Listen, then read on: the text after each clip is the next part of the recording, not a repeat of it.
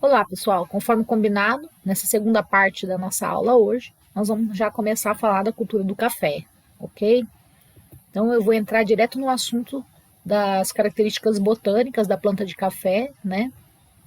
E para não ficar passando batido sobre a importância econômica da cultura, eu vou deixar uma leitura complementar sobre a importância econômica da cultura do café aqui no Mato Grosso, para que a gente possa ter essa percepção e não passar batido.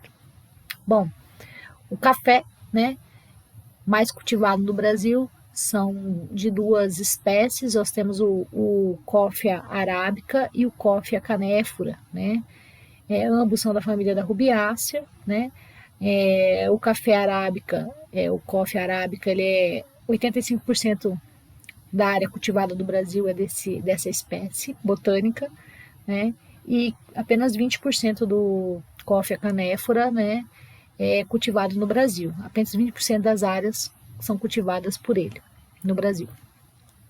Inclusive, na leitura complementar, vocês vão ver que existe um grande incentivo do Coffea canephora, né, e do Robusta aqui no nosso estado, pela parte do governo. Bom, a altitude recomendada para o Coffea arábica é em torno de acima de 800 metros, né?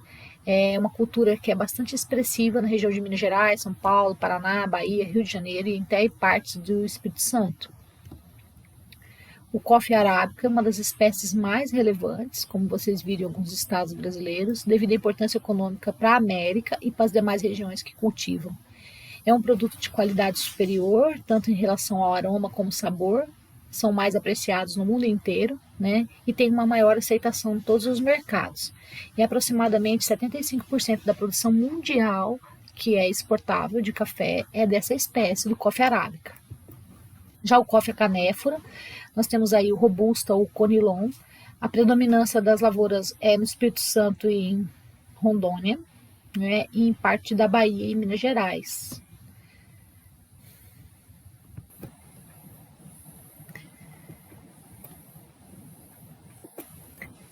A origem do café Conilon, né, do Coffea canephora, né, do Robusta ou Conilon, é africana, não possui sabores muito variados, nem é um sabor muito refinado, como o Coffea arábica, né, como o café arábica, dizendo assim que tem um sabor típico e único.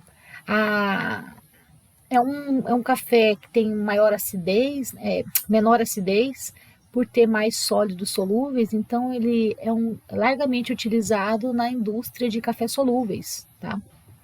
O teor de cafeína, inclusive, é maior do que no café arábica. No caso do café canéfora, né, tanto robusta como conilon, o desenvolvimento inicial é mais lento que o café arábica. Ele pode atingir até 5 metros de altura em regiões quentes e úmidas do país. E apesar de apresentar uma qualidade inferior, né, ele vem tendo grande aceitação no mercado norte-americano e europeu. Já o Coffea arábica, né, ele é uma planta tetraploide, né, de 44 cromossomos, e 100% praticamente autógama, né? Eu sei que vocês sabem, mas vale a pena frisar. Autógama é uma planta que faz a autofecundação, ok? Já o café robusta, né? O café canéfora, ele já é uma planta diploide com 22 cromossomos e é uma planta 100% alógama. Eu sei que vocês sabem, mas vale a pena frisar.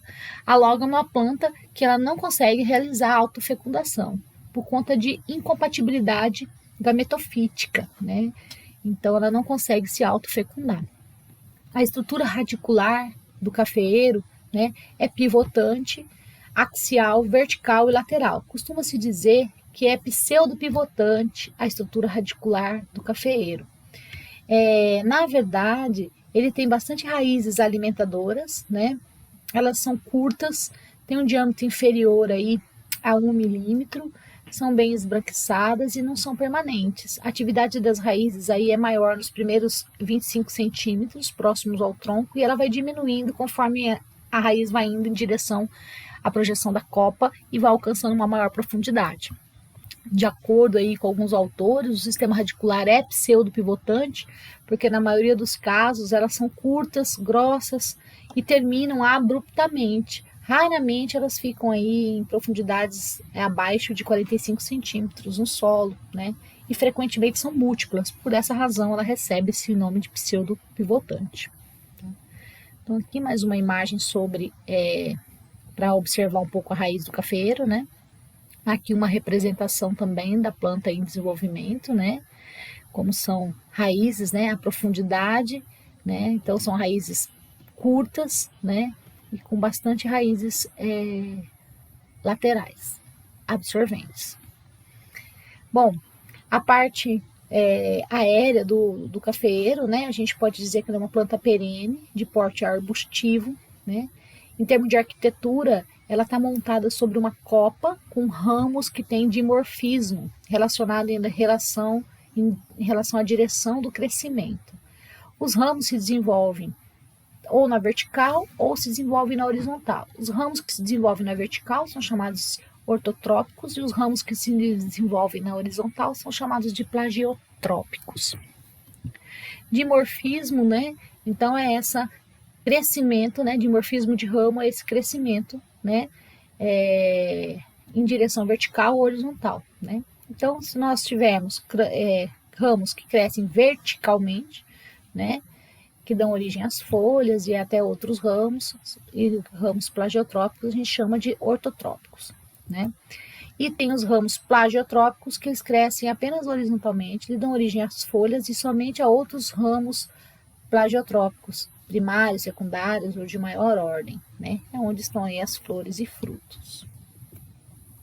Após aí a liberação das folhas cotiledonárias, a muda emite um par de folhas verdadeiras a cada 23 dias aproximadamente. Do 8º ao 10º par de folha verdadeira, há a emissão dos primeiros ramos plagiotrópicos. Esses ramos ortotrópicos e plagiotrópicos são originados de gemas diferencialmente determinadas. Então, na axila de cada folha existe aí 5 a 6 gemas seriadas e uma outra gema dita cabeça de série, que forma na planta a partir do 8º, 10º nó. Essa gema cabeça de série dá origem apenas a ramos plagiotrópicos.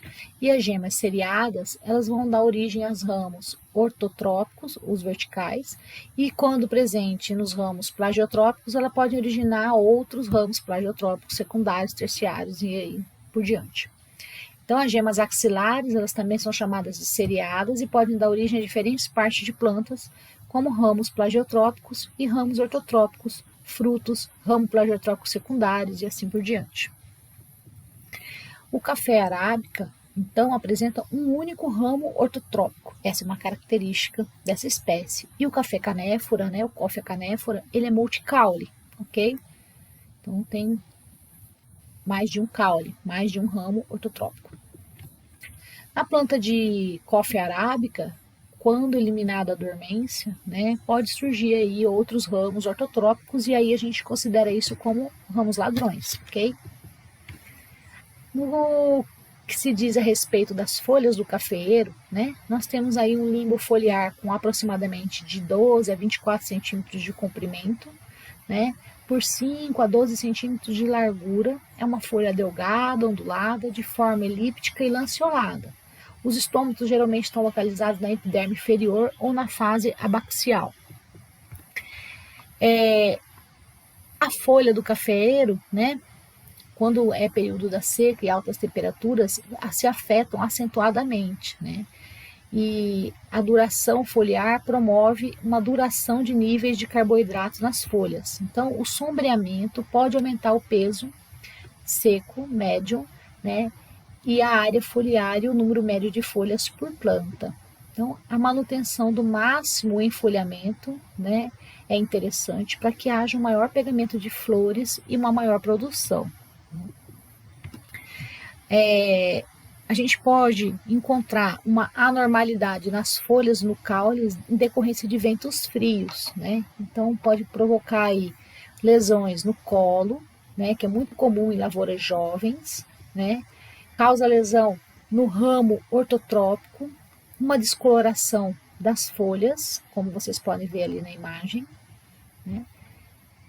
Como o vergamento da planta devido ao vento, tá?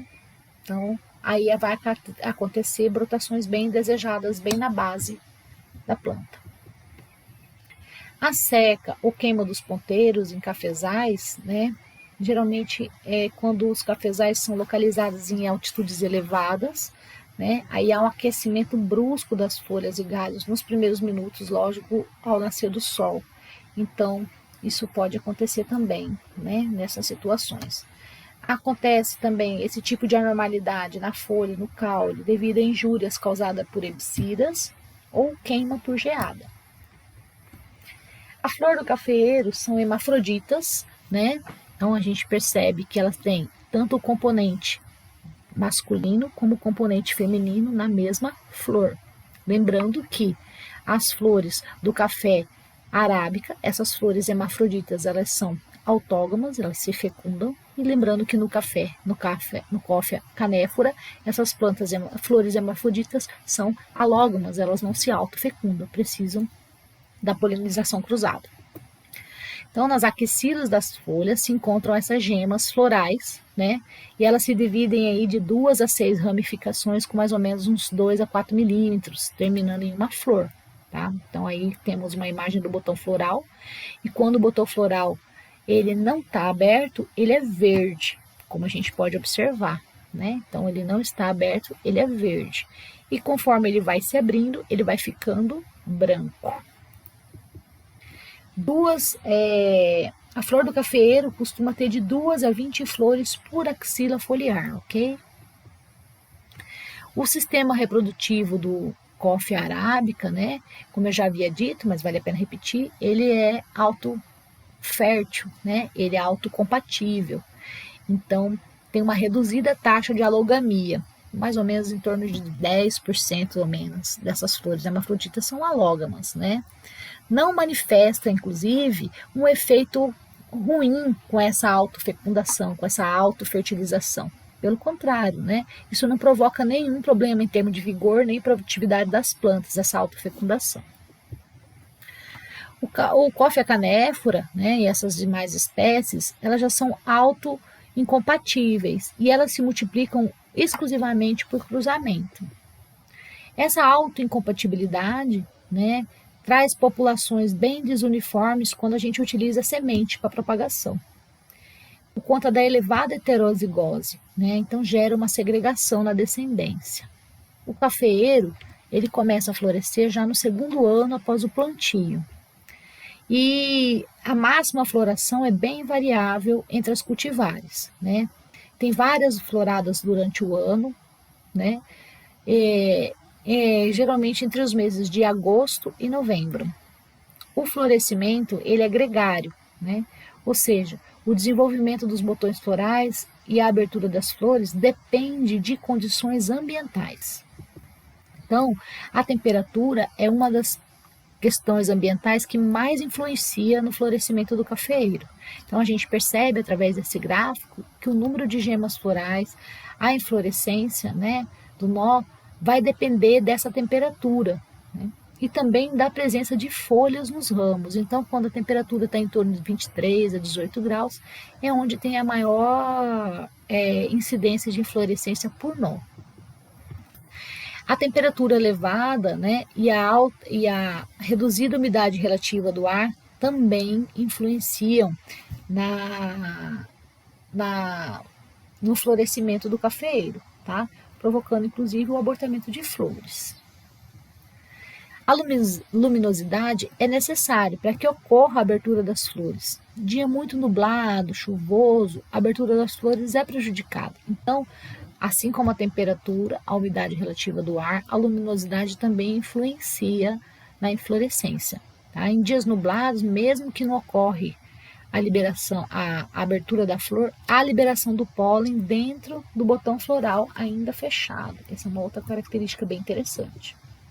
E isso aí aumenta a taxa de autofecundação na questão do coffea arábica, né? Então aqui é um esquema da flor, né, e suas diferentes fases de desenvolvimento, né? Então, o grão de pólen, ao fecundar o ovário, né, entra pelo estigma ao fecundar o ovário, vai dando início ao desenvolvimento do fruto, né? Então, o fruto vai ficando do tamanho que a gente chama de chumbinho, e ele vai havendo uma expansão até ficar granado e maturado, tá? Quando ele matura, né, ele vai apresentar um mesocarpo, uma polpa, né, um endocarpo, testa e um endosperma, tá? Que é o grão propriamente dito. O fruto do cafeeiro é tipo uma drupa elipsoide, porque ela tem 2 locos e 2 sementes, né? Então, podendo ocasionalmente ter inclusive 3. Então, olha, esse fruto, né, essa polpa, que a gente chama de mesocarpo, essa parte vermelha, onde fica depositado, né, as sementes, que é o grão de café que é extraído, na verdade, a bebida, né? O fruto do cafeeiro, ele se dá o início do seu desenvolvimento, né, recebendo o nome de chumbinho, e quando maduro, ele pode mudar de coloração, né? Ele pode ficar vermelho ou amarelo, dependendo da cultivar. O fruto, ele é formado pela polpa, exocarpo e mesocarpo, né? Pelo pergaminho, que é o endocarpo, e pela película prateada. A semente ou grão de café, o endosperma e o embrião.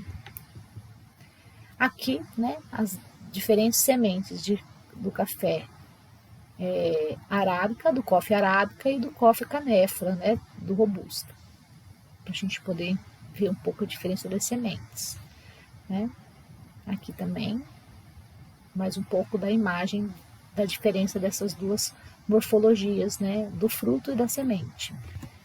Bom, em relação às condições climáticas favoráveis para o desenvolvimento da cultura, temperaturas extremas prejudicam processos fisiológicos do cafeeiro, afeta a produtividade, principalmente, né?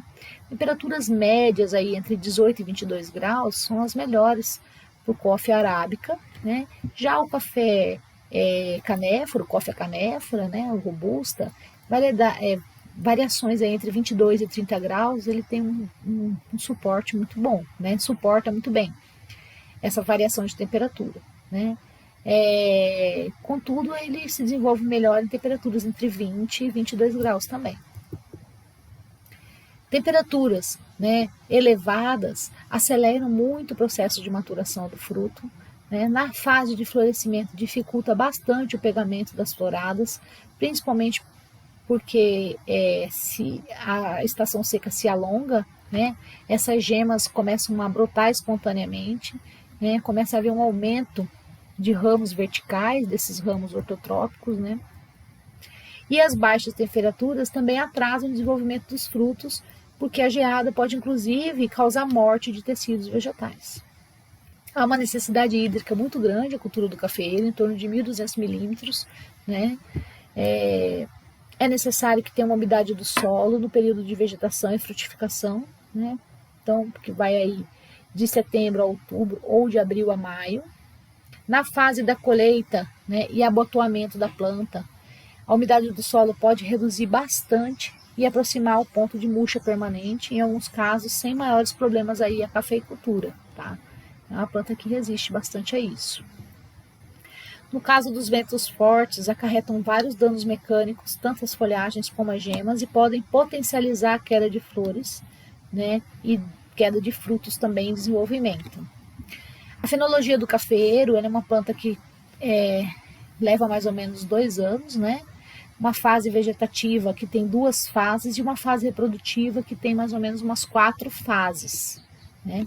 Então a gente no primeiro ano, né, vai ter a formação das folhagens, né, e a formação das gemas florais, que é o período vegetativo, né, que vai aí de setembro a março. E num outro segundo momento, né, vai ter a indução e maturação das gemas florais, e ele vai ficar meio que em repouso. Após o segundo ano, o cafeeiro vai começar a sua florada, né, após a fecundação das flores, vai começar o desenvolvimento dos frutos, né, a fase chumbinho e a expansão dos frutos. E aí começa uma segunda fase, né, que é a granação dos frutos, até a terceira fase, que é a maturação dos frutos, e depois ele entra numa senescência, né, que seria uma autopoda, né? Então é uma característica do cafeeiro. Então ele entra daí de novo no novo período vegetativo, né? Então inicia-se o ciclo novamente. Então a gente tem aí no primeiro ano, né, uma primeira fase que ocorre nos dias mais longos, né, do ano, e uma segunda fase que ocorre no período dos dias mais curtos do ano, né? É quando as gemas ficam dormentes, aguardando a segunda etapa, né? Então, na terceira fase, né, devido aí ao período de restrição hídrica, né, seguido de chuva ou irrigação, né, ou aumento acentuado da umidade relativa do ar, né, pode uma estiagem forte prejudicar o crescimento dos frutos. Então, a terceira fase ocorre bem nessa época, onde a planta vai precisar mais de água, né? Então, esse tipo de situação, como falta de água ou um déficit, uma irrigação mal feita, né, ou uma errada, pode ocasionar um prejuízo no crescimento dos frutos, ok? A quarta fase, né, se a planta sofrer um estresse hídrico, que é bem na época de granação dos frutos, vai ter um grão mal formado, né? E aí sim o valor de mercado perde bastante, né? Porque grãos mal formados vai ter um produto de pior qualidade. Na quinta fase, que vai do início de abril, né? Que inicia, né? O início de abril, na verdade, ele depende, né, da periodicidade da cultivar e da acumulação de energia, né, que ele veio aí dos meses chuvosos, né, que vai começar o início do período da seca. Então, na sexta fase, muitos ramos produtivos, terciários e quaternários secam e morrem, limitando aí o crescimento vegetativo, que é quando a planta entra em repouso e senescência. Bom, então aqui uma imagem para a gente entender melhor a escala reprodutiva, né, da planta do cafeeiro. Então, na segunda fase, né, ela está dormente, né, que é de junho a agosto, as geminhas estão, né, dormente. Aí, quando começa o período chuvoso, ela começa a ficar entumecida, né, começa a ficar abotoado a inflorescência, né. Em setembro, outubro, né, quando as chuvas já estão bem, a florada já está bem evidente, né. Depois, ela é fecundada, muda-se a coloração e a gente percebe, né, após a florada, a formação do chumbinho, a expansão dos frutos, né, consegue perceber o grão verde, né, e assim por diante. Então, a quinta fase seria o fruto em formato de cereja, né? Então, a imagem acima, né, são cófia arábica, né, catuai vermelho, catuai amarelo, dependendo da variedade muda-se a coloração, né? E aí ela passa de maio a junho a maturar, né? E o fruto seca é a hora da colheita. O que eu tinha para falar, na verdade, era isso, né? Qualquer dúvida, vocês me procurem no meu e-mail, no meu WhatsApp, como de costume, ok?